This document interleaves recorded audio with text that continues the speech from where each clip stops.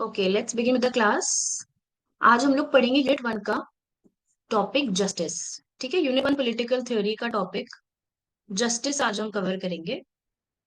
Okay, now for availing the offer which is at only 3999 you can use the code AK live.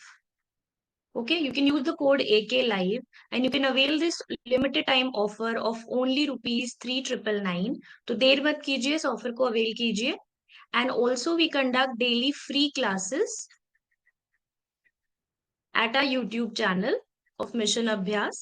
आप उसे भी join कर सकते हैं for your PYQ practice. For your PYQ practices daily free classes conduct की जाती हैं। Okay, moving ahead, this I have already explained. Paper 1 and 2 both at only 3999 for 6 months, and you can use the code AK Live to avail the offer. And 95% off on paper 1, that is of only 249 rupees.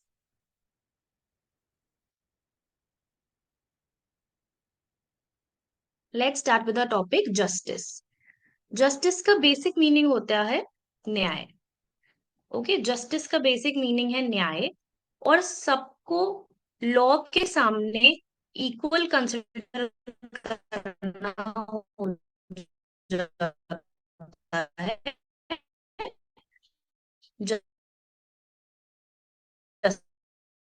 Justice.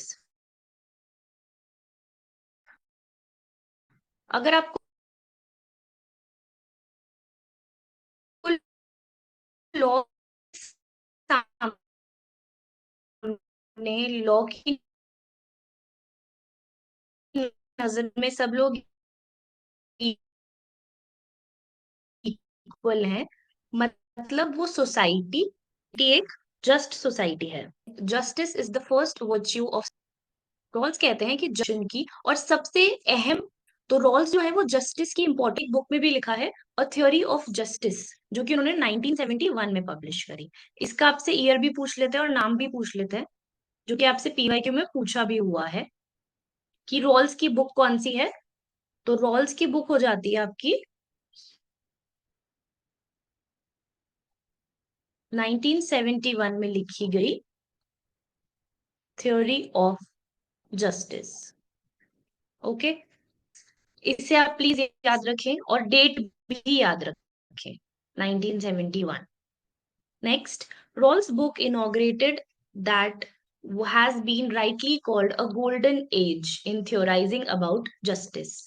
अब Rawls की जो book है ना, उसने justice पे इतना अच्छा काम किया है, इतना ट्रीटाइज था वो। एक ट्रीटाइज मतलब होता है कंप्लीट वर्क। तो इनकी जो बुक है वो एक ट्रीटाइज है, और इसलिए उस जमाने में जब ये बुक आई थी, इसको एक गोल्डन एज माना जाता था, क्योंकि उस दौरान जस्टिस पे इतना डिटेल्ड काम किसी ने नहीं किया था। As in theorising about justice. ठीक है, Plato in his theory of justice says justice is one person, one duty, one class and one work. अब प्लेटो का कॉन्सेप्ट ये कहता है, प्लेटो का सिंपल कॉन्सेप्ट है, वो कहते हैं कि जस्टिस मतलब होता है जिसके पास जो स्किल है ना, जिसके पास जो स्किल है उसको वही काम दो। कि एक पर्सन के पास एक ही ड्यूटी होनी चाहिए। ठीक है, और हर क्लास के हिसाब से, जैसे कि वो किस क्लास को बिलोंग करता है, उसमें कितनी तर्क की क्षमता है, कितना रीजन कैपेसिटी है, उस बेसिस पे उसको काम दिया जाए। और हर एक पर्सन को सिर्फ एक ड्यूटी दी जाए, जो भी किस पे बेस्ड हो, उसके तर्क, उसकी कैपेसिटी पे बेस्ड हो।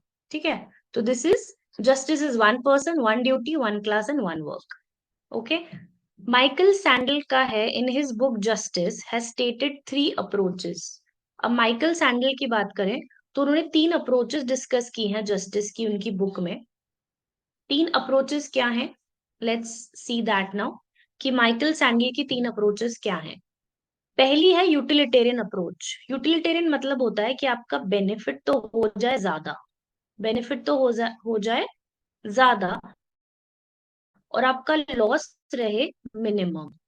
ठीक है, जब आप मिनिमम लॉस और मैक्सिमम बेनिफिट पे काम करते हो, तो इसको हम बोलते हैं कि हमने सबसे ज्यादा यूटिलिटी उस चीज से निकाली है, तो ये होगी यूटिलिटेरियन अप्रोच। नेक्स्ट है लिबर्टेरियन। ठीक है। लिबर्टेरियन में क्या है, फ्रीडम ऑफ चॉइस के बारे में बात है कि जो आप करना चाहो वो करने की आजादी अपनी मर्जी से, वो हो गया आपका लिबर्टी का कॉन्सेप्ट, लिबर्टी की अप्रोच। और तीनों अप्रोचेस किसने दी है, याद रखना, सैंडल ने, माइकल सैंडल ने तीनों अप्रोच दी हैं। पहली हो गई यूटिलिटी, सेकंड हो गई लिबर्टी, थर्ड है आइडियल। अब आइडियल जो है ना, वो बेसिकली होता है कि आप नॉर्म्स फॉलो कर रहे हो, रूल्स फॉलो कर रहे हो, आप एक बहुत आइडियल सिचुएशन में हो, वर्चुअस हो, आप वर्च्यू फॉलो कर रहे हो। ठीक है। तो ये हो गया सारा आइडियलिस्टिक अप्रोच से रिलेटेड कि justice is cultivating reason virtue. ठीक है। इसमें वर्च्यू बेस्ड अप्रोच आ जाता है इन द आइडियलिस्टिक अप्रोच। ये बहुत इंपॉर्टेंट कॉन्सेप्ट है जिसमें आपको फेमस वर्क्स और उनके ऑथर्स का मैंने एक चार्ट प्रोवाइड कर दिया है, एक लिस्ट प्रोवाइड कर दिया है। तो इसको आप याद रखें। ईयर्स इनके इम्पोर्टेंट नहीं है, लेकिन इनके नेम्स आपको ध्यान रखने पड़ेंगे, बिकॉज ये आपसे पूछ लेंगे, वो चाहे वो आपसे क्रोनोलॉजी में पूछ लें, ठीक है, या फिर आपसे डायरेक्ट क्वेश्चन पूछ सकते हैं। बहुत सारे इस बार भी आपने देखे होंगे, दिसंबर के जो नेट था या जून का जो नेट था, उसमें भी इन्होंने काफी सारे ऐसे क्रोनोलॉजी और फैक्चुअल क्वेश्चंस बहुत पूछे हैं। ठीक है। तो आपको इसलिए फैक्ट्स के लिए मैंने आपको ये टेलिस्ट आप कह सकते हो मैंने बना दिया आपके लिए, तो ये आपके लिए हेल्पफुल रहेगी। ओके। प्लेटो की बुक है द रिपब्लिक एंड लॉज। तो प्लेटो की दो बुक है, रिपब्लिक और लॉज। इसे हम और डिटेल में WPT जो हमारी यूनिट है उसमें हम सारे थिंकर्स की बुक्स जो है ना, उसके अंदर उनके क्या कॉन्सेप्ट्स हैं वो भी हम कवर करेंगे in the western political thought unit. Okay. Next is Aristotle politics. ये भी बहुत इंपॉर्टेंट बुक है इनकी। H.E. Martial, natural justice. इन सब लोगों ने जस्टिस पे डिटेल्ड अलग अलग डायमेंशन पे काम किया हुआ है। ठीक है। तो आपको ये याद रखना है कि कौन से थिंकर ने जस्टिस के कौन से पर्सपेक्टिव पे काम किया है। ओके। जेरेमी बेंथम का है theory of legislation. John Stuart Mill का यूटिलिटेरियनिज्म, जो मैंने आपको अभी एक्सप्लेन किया पिछली स्लाइड में कि यूटिलिटी क्या होती है बेसिकली। हर्बर्ट स्पेंसर का है मैन वर्सेस द स्टेट। ठीक है। अब कैरोल पेटमैन और जो कैरोल गिलिगन है, ये आपकी आ गई फेमिनिस्ट अप्रोच वाले थिंकर्स। ठीक है। तो कैरोल पेटमैन का है सेक्सुअल कॉन्ट्रैक्ट, कैरोल गिलिगन का है इन डिफरेंट वॉइस। ठीक है, इन डिफरेंट वॉइस। थॉमस पॉगे की है आपकी ग्लोबल जस्टिस। अब ये क्या करते हैं, जस्टिस का डायमेंशन देखते हैं एक ग्लोबल वर्ल्ड के पर्सपेक्टिव से। ग्लोबल वर्ल्ड हो गया आपका, इंस्टीट्यूशनल जो है ग्लोबल इंस्टीट्यूशनल ऑर्डर, ये उस पर्सपेक्टिव से आपका जस्टिस को स्टडी करते हैं, which is the global perspective. ठीक है। जब भी ग्लोबल वर्ड आए तो आपको पॉगे रखना है, थॉमस पॉगे। ओके। नेक्स्ट हमारे पास और बुक्स है। देखो, जस्टिस का जो कॉन्सेप्ट है उसमें बहुत सारी बुक्स हैं और बहुत सारे ऑथर्स हैं। ठीक है। इसमें बुक्स आपको बहुत ज्यादा मिलेंगी जस्टिस के कॉन्सेप्ट में। Let's see. मिल्टन फ्रीडमैन जो कि है कैपिटलिज्म एंड फ्रीडम।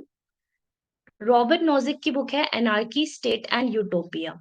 इस पर्टिकुलर बुक में रॉबर्ट नोजिक अपनी थ्योरी को स्टडी करते हैं जो कि बेस्ड है स्टेट के नाइट वॉचमैन रोल पे। स्टेट को ये नाइट वॉचमैन स्टेट बोलते हैं। तो इसमें ये चाहते हैं कि स्टेट जो है वो मिनिमल से मिनिमल इंटरफेरेंस करे, मिनिमल इंटरफेरेंस के साथ स्टेट फंक्शन करे। ठीक है। अब रॉल्स सबसे इंपॉर्टेंट थिंकर है, तो इनकी सारी बुक्स आपको याद रखनी है और इसकी एक क्रोनोलॉजी भी याद रख लेना। ठीक है। सबसे पहले थ्योरी ऑफ जस्टिस, फिर है laws of the people, political liberalism and justice as fairness. ये हो गई। अब लॉज शब्द से कंफ्यूज मत होना, क्योंकि हमने एक और बुक पढ़ी है लॉज जो कि है प्लेटो की। ठीक है। पर अगर बोला जाए the laws of the people तो वो आ जाएगी रॉल्स की। ठीक है। अगर लॉज बोला जाए तो प्लेटो की है। अगर बोला जाए लॉज ऑफ द पीपल, ठीक है, तो किसकी हो जाएगी, रॉल्स की। तो ऐसे जब भी आपको कंफ्यूजन लगे ना, तो आप उसे अपने स्टडी टेबल पे स्टिक कर सकते हैं। तो दो कंफ्यूजिंग बुक्स जो हैं आपको हमेशा सेग्रीगेट या आपको एलिमिनेट करने में हेल्प कर देगी। ठीक है, माइकल सैंडल के हमने अभी आगे 3 अप्रोचेस पढ़े हैं। ठीक है, अब उनकी बुक है लिमिट्स ऑफ द जस्टिस। जब लिमिट्स शब्द आ जाए तो समझ जाना कि माइकल सैंडल का है। वॉल्जर की किताब है स्फेयर्स ऑफ द जस्टिस। यहाँ ये अलग अलग स्फेयर्स की बात करते हैं कि जस्टिस कैसे अपना डोमेन बदलता है, अलग अलग स्फेयर में जस्टिस कैसे डिफर कर जाता है। तो हर एक स्फेयर में जस्टिस अपना अलग रोल प्ले करता है, अलग डायमेंशन दिखाता है। तो इसलिए स्फेयर्स ऑफ जस्टिस है वॉल्जर की किताब। ओके, मैकिंटायर की किताब है आफ्टर वर्च्यू। ये इंपॉर्टेंट है, पूछी गई है, इंपॉर्टेंट सारी है, but this is already asked in the previous years. Okay, अब इनकी और बुक है whose justice with rationality. Okay, Amartya Sen is the next thinker, जिनकी बुक है डेवलपमेंट एज फ्रीडम, और एक है idea of justice. Amartya Sen की वो है डेवलपमेंट एज फ्रीडम। और अमर्त्य सेन का हम एक और आगे अप्रोच पढ़ेंगे जो कि है केपेबिलिटी अप्रोच। ठीक है, सुजैन मॉलर ऑकिन जो है ये जस्टिस जेंडर एंड फैमिली पे लिखती हैं। तो बेसिकली इसमें ये एक फेमिनिस्ट एंगल देती हैं कि कैसे एक फैमिली के अंदर भी, चाहे वो डिसीजन मेकिंग हो या फिर और भी रोल्स हो, तो उसमें कैसे डिस्क्रिमिनेशन किया जाता है। राइट, तो this is related to that concept of female discrimination या जेंडर बायस आप कह सकते हो। तो सुजैन मॉलर ऑकिन जो है फेमिनिस्ट है, इनकी studies related to gender bias. Okay, the studies related to gender bias. Next is roles. Rawls की जो हमारी थ्योरी है उसको अब हम डिटेल से पढ़ेंगे। रोल्स की थ्योरी को हम डिटेल से पढ़ेंगे। प्रोसीजरल थ्योरी रोल्स की है। प्रोसीजरल थ्योरी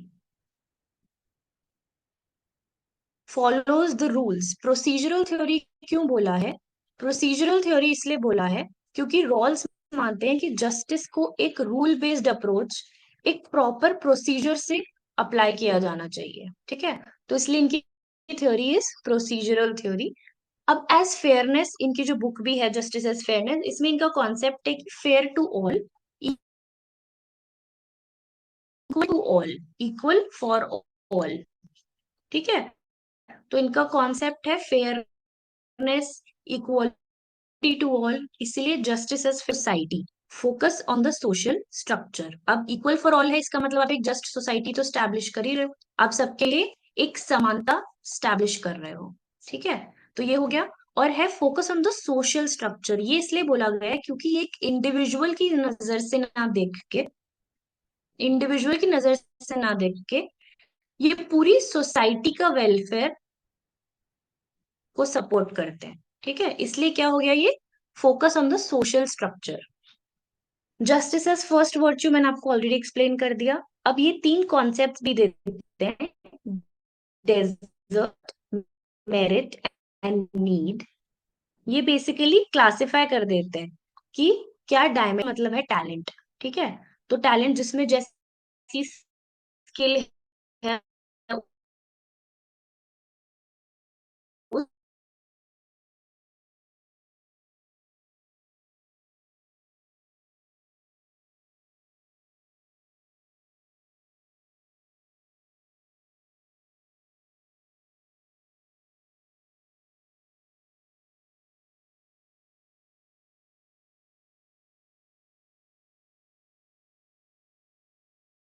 बेसिस पे उसके साथ उसे वो प्रोवाइड करवानी चाहिए और जस्टिस होगा उसकी। ठीक है, तो ये है या उनको अपॉर्चुनिटीज प्रोवाइड करना, तो ये है। ओके, इस बाय रॉल्स के प्रिंसिपल्स। प्रिंसिपल्स आ जाते हैं जिसमें आपका पहला प्रिंसिपल है लिबर्टी। अब रॉल्स ने सबसे पहले लिबर्टी को रखा है। ठीक है, सेकंड प्रिंसिपल है आपका डिफरेंस प्रिंसिपल, जिसमें कहते हैं कि जो सोसाइटी के वीकर सेक्शंस हैं या डिसएडवांटेज्ड सेक्शंस हैं, ठीक है, उनको हम बेनिफिट प्रोवाइड करें, उनके बेनिफिट के बारे में डिस्कशन है। तो ये हो गया difference principle. Okay, then is your equality. अभी हो गया इक्वालिटी ऑफ अपॉर्चुनिटी। ठीक है, this is equality of opportunity. Let's study it ahead. पहला आ गया, each person is to have an equal right to the most extensive basic liberty. ठीक है, ये हो गया आपका लिबर्टी प्रिंसिपल। मतलब हर एक इंडिविजुअल को अधिकार होना चाहिए, राइट होना चाहिए to entire liberty, to full liberty आप कह सकते हो। एक्सटेंसिव का यह मतलब होता है कंप्लीट। ठीक है, तो एक इंडिविजुअल को पूरा अधिकार है कि वो लिबर्टी एंजॉय करे। ये उससे रिलेटेड हो गया। Next is social and economic inequalities are to be arranged so that they are both equality of opportunity पे ये कॉन्सेप्ट है। अब नाउ हमें इस तरीके से इनइक्वालिटीज या हमें ऐसे अरेंज करनी है अपॉर्चुनिटीज कि ग्रेटेस्ट बेनिफिट हो ऑफ द लीस्ट एडवांटेज, जो मैंने आपको पिछली स्लाइड में बताया, जिसे हम डिफरेंस प्रिंसिपल बोलेंगे। दूसरा है attach to the positions and offices open to all under conditions of the fair equality of opportunity। ठीक है, तो हमें सिचुएशन ऐसे प्रोवाइड करनी है, अपॉर्चुनिटी ऐसी लेके आनी है कि जो वीकर सेक्शंस है उनको हम ज्यादा से ज्यादा बेनिफिट कर पाए, उनको ज्यादा से ज्यादा उससे हित, उनके हित में डिसीजन लिया जाए। ठीक है, दूसरा है कि कंडीशन सबके लिए ओपन होनी चाहिए। ठीक है, सबके लिए फेयर होनी चाहिए, ये आप लिख सकते हो। तो ये आपका हो गया इक्वालिटी ऑफ अपॉर्चुनिटी। ठीक है, ये कॉन्सेप्ट हो गया इक्वालिटी ऑफ अपॉर्चुनिटी का। Now what else, Nozick entitlement theory. Nozick की एंटाइटलमेंट थ्योरी है। अब नॉजिक जो है वो एक लिबर्टेरियन का कॉन्सेप्ट सपोर्ट करते हैं। हम लिबर्टेरियन क्यों बोल रहे हैं? क्योंकि इन्होंने ये तो बोला है कि स्टेट का रोल होना चाहिए, लेकिन उन्होंने ये भी बोल दिया कि स्टेट का रोल मिनिमल होना चाहिए। तो इसलिए हम इनको एक लिबरल थिंकर नहीं बोल सकते, क्योंकि ये इंडिविजुअल का फ्रीडम चाहते हैं और ये स्टेट का भी मिनिमल रोल चाहते हैं। तो जब स्टेट का मिनिमल रोल ये चाह रहे हैं तो ये हो गए लिबर्टेरियन। ठीक है, जहां पर स्टेट आपका सिर्फ एक नाइट वॉचमैन की तरह काम करता है। जैसे होता है ना कि बस आपकी, जब आपको जरूरत है आपकी रखवाली के लिए, आपकी preservation of life, security of life के लिए काम करता है, प्रिजर्वेशन ऑफ सेल्फ। ठीक है, प्रिजर्वेशन सिक्योरिटी इस पे काम करता है, that is the night watchman feature of the state. ठीक है, ये दोनों बता दिए मैंने आपको। Progressive taxation is bonded labour. अब ये कॉन्सेप्ट बोलते हैं कि प्रोग्रेसिव टैक्सेशन जो है ना, इसका मतलब होता है कि जैसे अगर किसी एक पर्सन के पास एक लैंड है, तो वो मान लो जितनी लैंड है तो वो देगा 1 लाख रुपीज एज टैक्स। ये मैं आपको एग्जाम्पल दे रही हूँ। अगर एक इंसान के पास 2 लैंड है तो वो 2 लाख रुपीज देगा टैक्स। ठीक है, तो ये हो गया प्रोग्रेसिव टैक्सेशन। जैसे जैसे एक इंसान की प्रॉपर्टी बढ़ रही है, जैसे जैसे एक इंसान की प्रॉपर्टी बढ़ रही है, सरकार कह रही है कि आप टैक्स भी ज्यादा दो। तो उस पर्टिकुलर इंसान का कोई पर्सनल बेनिफिट नहीं हो रहा है, क्योंकि जितनी मेहनत वो प्रॉपर्टी में कर रहा है उतना उसका टैक्स में चला जाता है। तो इसलिए नॉजिक बोलते हैं कि ये एक तरीके की रॉबरी है, ये एक तरीके की चोरी है जो सरकार करती है रिच लोगों से।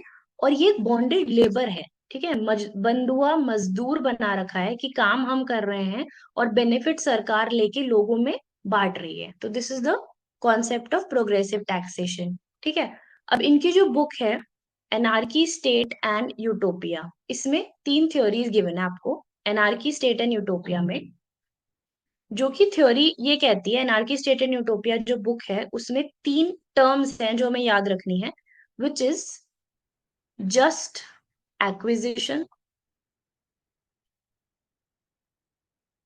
ठीक है, जस्ट ट्रांसफर एंड रेक्टिफिकेशन। इसमें ये कह रहे हैं कि अगर आपने लैंड को अपना एक्वायर किया है तो वो जस्ट होना चाहिए, फेयर होना चाहिए, और आपके खुद के एफर्ट से वो आपकी होनी चाहिए। तो ये हो गया जस्ट एक्विजिशन। जस्ट मतलब यहाँ है फेयर। ठीक है, तो ये आपका फर्स्ट प्रिंसिपल हो गया जस्ट एक्विजिशन। दूसरा है ट्रांसफर। अगर आप चाहे, जो ओनर चाहे, होल्डर है, वो ही अपनी राइट्स के हिसाब से उसे ट्रांसफर कर सकता है किसी और इंसान को, और वो भी वॉलंटरीली। ठीक है, वॉलंटरीली मतलब अपनी मर्जी से। तो ये हो गया आपका जस्ट ट्रांसफर। नेक्स्ट है rectification. No one is entitled to holding except the repeated application of 1 and 2। मतलब कोई भी ऐसे बिना परमिशन के या बिना फेयरनेस के लैंड या प्रॉपर्टी ओन नहीं कर सकता। ये चीज रेक्टिफाई की जा सकती है, इस पे जांच की जा सकती है। ठीक है, जांच की जा सकती है, चेकिंग की जा सकती है, रेक्टिफिकेशन किया जा सकता है। तो ये भी एक फीचर है जो कि नॉजिक एंटाइटलमेंट बोलते हैं। और नॉजिक ये कहते हैं कि अगर किसी तरीके से वो चीज आपकी इलीगल पाई गई, तो स्टेट का पूरा अधिकार है कि आपसे वो चीज ले ली जाए। ठीक है, वो चीज स्टेट के पास चली जाएगी, वो पूरा अधिकार है। ओके।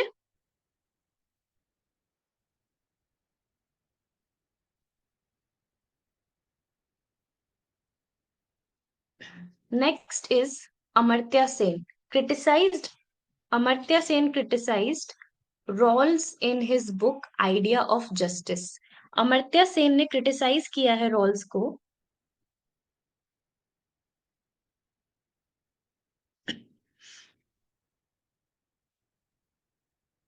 बिलीव्स न्याय इज सुपीरियर टू नीति। ये बोलते हैं न्याय जो है ना, वो सुपीरियर है, नीति नहीं। न्याय मतलब जस्टिस सबसे अहम है, और नीति जो कि प्रोसीजर है, उसके कोई मायने नहीं है। अगर कोई चीज जस्ट है तो बस सही है सब। इसीलिए इन्होंने, क्योंकि रॉल की प्रोसीजरल थ्योरी है, इसलिए ये रॉल्स को क्रिटिसाइज करते हैं। ये आपको समझ आ गया। He talks about social choice rather than the rational choice. ठीक है, ये बात कर रहे हैं social choice rather than the national choice. According to him, it is based on the abstract people, whereas social choice is based on actual people। ठीक है, अब ये क्या बोल रहे हैं, सोशल चॉइस की थ्योरी को बता रहे हैं, जिसमें ये रैशनल की जगह देखते हैं कि सोशल चॉइस क्या है, एक सोसाइटी की ओवरऑल बेनिफिट क्या है।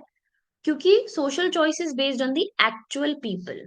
ठीक है, लोगों की एक्चुअल जरूरतें, उनकी नीड्स, उनकी वेलफेयर के बेसिस पे ही बनती है। तो ये हो गई आपकी सोशल चॉइस थ्योरी। ठीक है, social choice is ability to make the rational choice in practical situation. अब जो आपकी सोशल चॉइस है, वो आपकी प्रैक्टिकल सिचुएशंस पे बेस्ड होती है, वो आपकी प्रेगमेटिक अप्रोच होती है। ठीक है, उसमें आइडियल नहीं होता कुछ भी।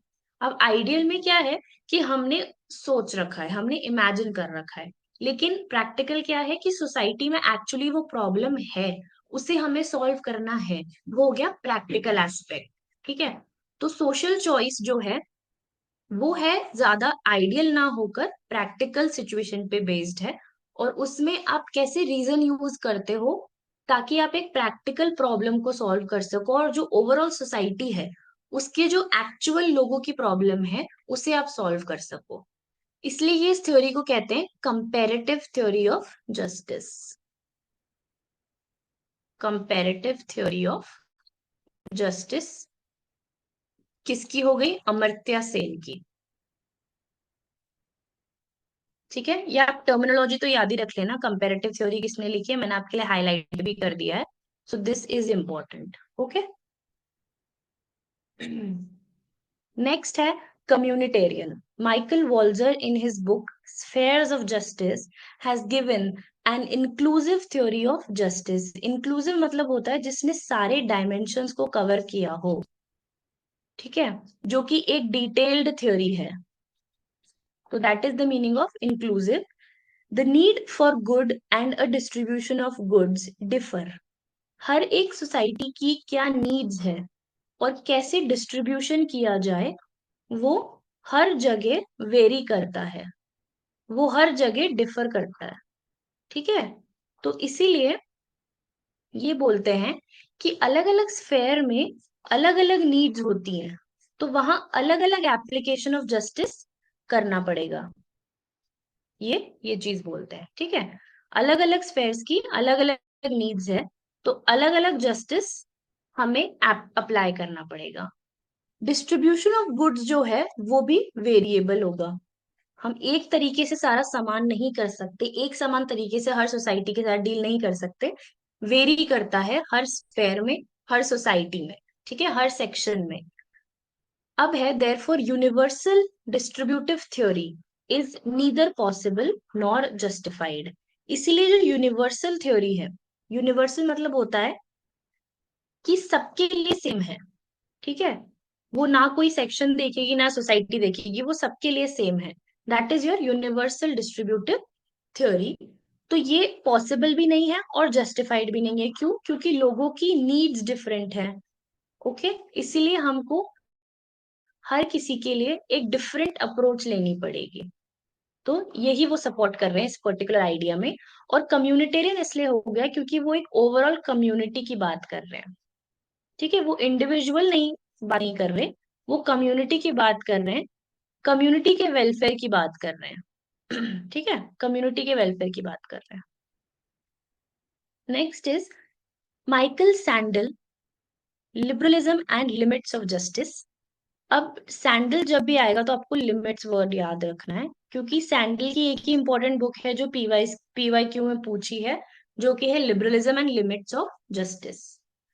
थॉमस पॉगे आ चुके हैं, जो हमने आगे फर्स्ट स्लाइड में, हमारा सेकंड स्लाइड में पढ़ा था इनकी बुक ग्लोबल जस्टिस से related. Thomas Pogge in his book world poverty, human rights, cosmopolitan. अब देखो यहाँ क्या आ रहा है, वर्ल्ड पॉवर्टी। या तो आप पॉवर्टी को स्टडी करते हो एक पर्टिकुलर सोसाइटी के एंगल से, पर ये कर रहे हैं ग्लोबल लेवल पे स्टडी, ठीक है, ये कर रहे हैं ग्लोबल लेवल पे स्टडी कर रहे हैं, तो इसलिए इनकी जो थ्योरी है वो है ग्लोबल जस्टिस। ये नहीं बोल रहे कि इंडिया में पॉवर्टी है, इन्होंने क्या बोला है कि पूरे वर्ल्ड में पॉवर्टी है। तो ये कहाँ चले गए, वर्ल्ड मतलब ग्लोबल लेवल आ गया ना। तो इसलिए इनकी थ्योरी क्या है, ग्लोबल जस्टिस पे बेस्ड है। और जो ह्यूमन राइट्स है, जो भी ह्यूमन है उसको राइट्स मिलेगी। हमने राइट्स पढ़ा था, जो कि ह्यूमन राइट्स है जो हर एक ह्यूमन आइल करता है। अब ह्यूमन राइट भी क्या हो गया आपका, वर्ल्ड का पर्सपेक्टिव हो गया। इंडिया में नहीं, आप पूरे वर्ल्ड में ह्यूमन राइट्स की बात होती है, हर एक कंट्री में ह्यूमन राइट्स की बात होती है। तो दिस इज द कॉस्मोपॉलिटन, मतलब जिसकी कोई बाउंड्री सीमित नहीं है, पूरे वर्ल्ड पर वो एप्लीकेबल है।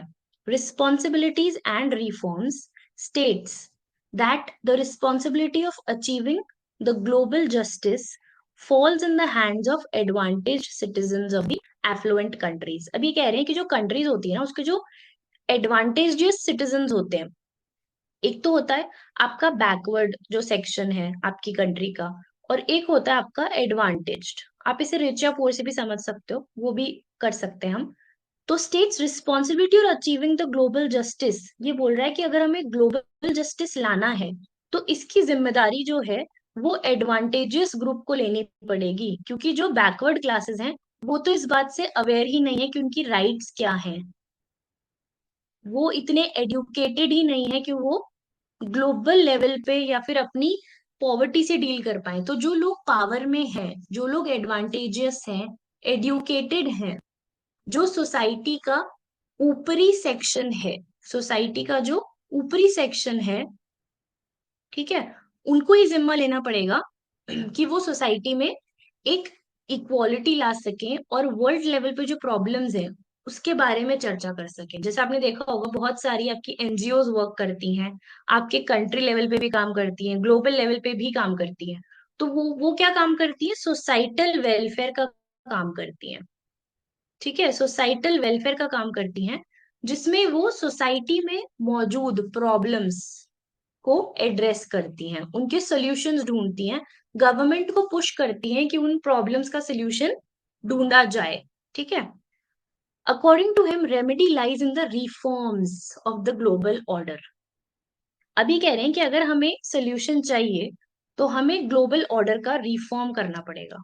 अगर सॉल्यूशन चाहिए तो ग्लोबल ऑर्डर्स का रिफॉर्म करना पड़ेगा। रिफॉर्म मतलब होता है चेंजेस लाना according to the needs and requirements. अब जैसे हमने देखा कि बैकवर्ड सेक्शंस हमारे उतने एडवांटेज नहीं है, डिसएडवांटेज्ड हैं, तो उनके लिए अगर आप रिफॉर्म लाते हैं, उनके वेलफेयर के साइड में कुछ काम करते हैं, तो ओवरऑल ग्रोथ होगा सोसाइटी का और ग्लोबल वर्ल्ड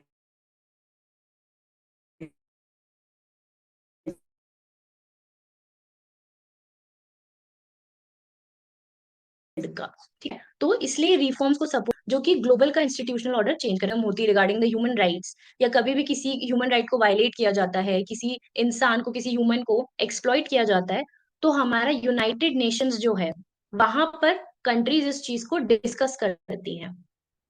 अब यूनाइटेड नेशंस क्या हो गया, एक ग्लोबल प्लेटफॉर्म है, ठीक है। यूनाइटेड नेशंस एक ग्लोबल प्लेटफॉर्म है, तो ये इस चीज का एग्जाम्पल हो गया कि कैसे एडवांटेजेस लोग, एडवांटेज सिटीजन्स काम कर सकते हैं for the welfare of the backward sections, और कैसे वो एक एंटायर ग्लोबल इंस्टीट्यूशनल ऑर्डर में रिफॉर्म ला सकते हैं, ठीक है।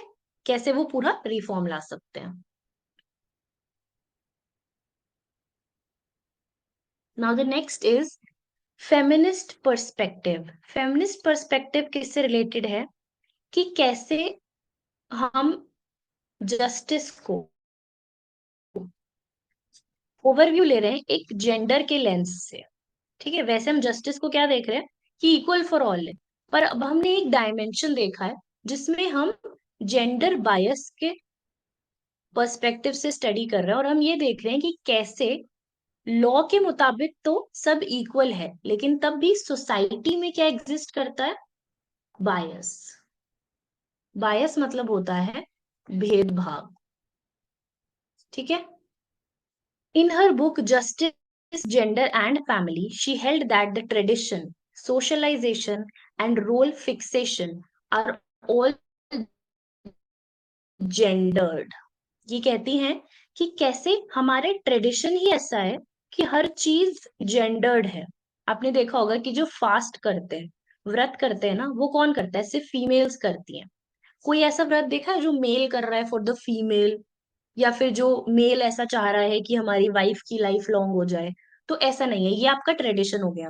अगर आपको घूंघट लेना है तो वो सिर्फ किसके लिए है, फीमेल्स के लिए। क्या बोला जाता है कि अगर आपको चाइल्ड केयर करनी है,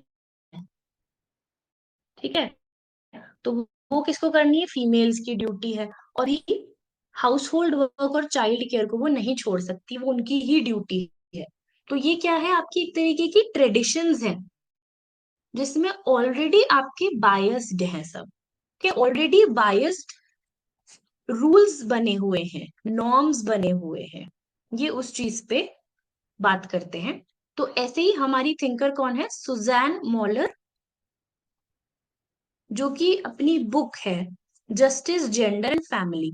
अब फैमिली, जेंडर, तो इसमें ये डिटेल से बताती है कि कैसे एक फैमिली के अंदर भी फीमेल्स की जो बायसनेस है वो कैसे ये स्टडी करती है, वो देखते हैं।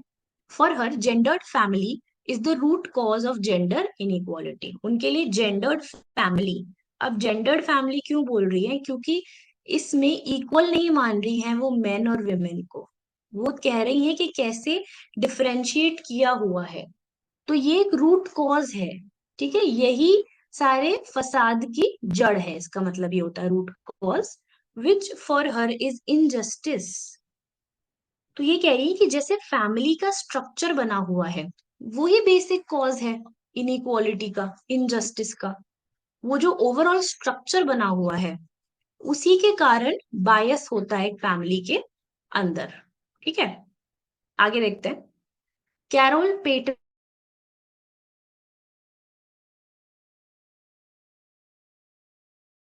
जिनकी हमने अभी सेकंड स्लाइड में बुक पढ़ी थी, सेक्सुअल कॉन्ट्रैक्ट। अब कॉन्ट्रैक्ट क्रिएट किए जाते, सोसाइटी में ऑर्डर मेंटेन करने के लिए कॉन्ट्रैक्ट किए जाते हैं, जिसमें हम सोसाइटी की देखभाल, प्रिजर्वेशन, सिक्योरिटी की पावर स्टेट को देते हैं।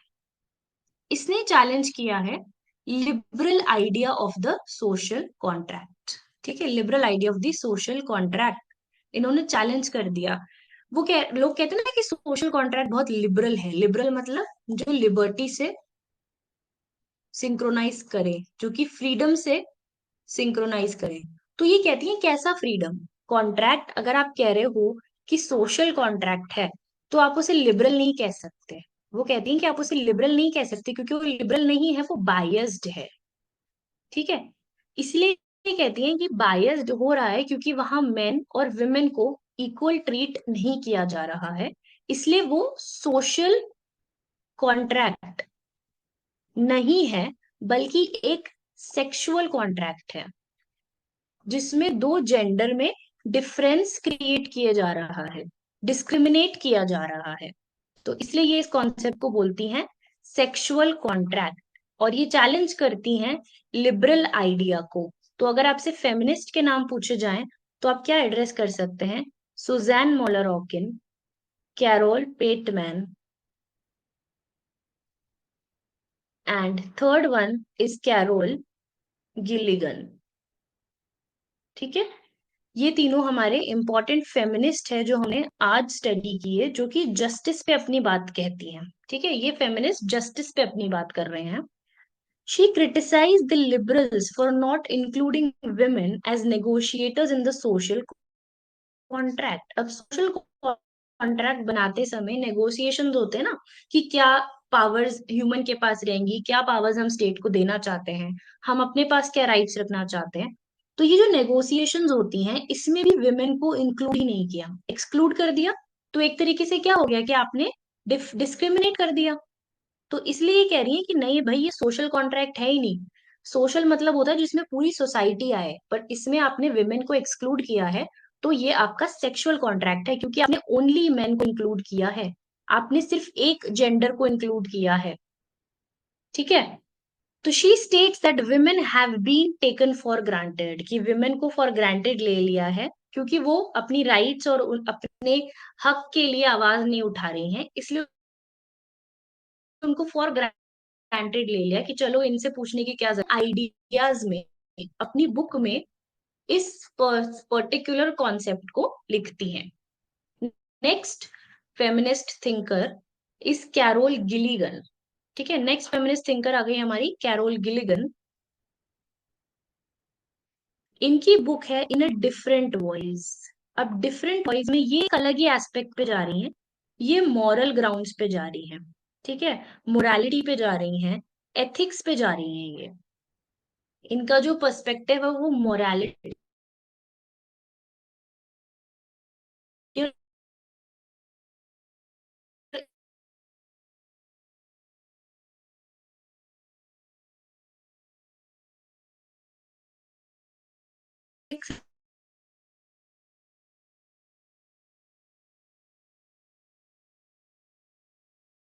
से रिलेटेड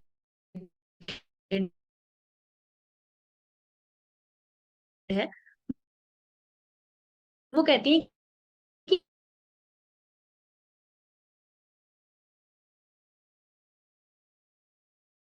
कि केयर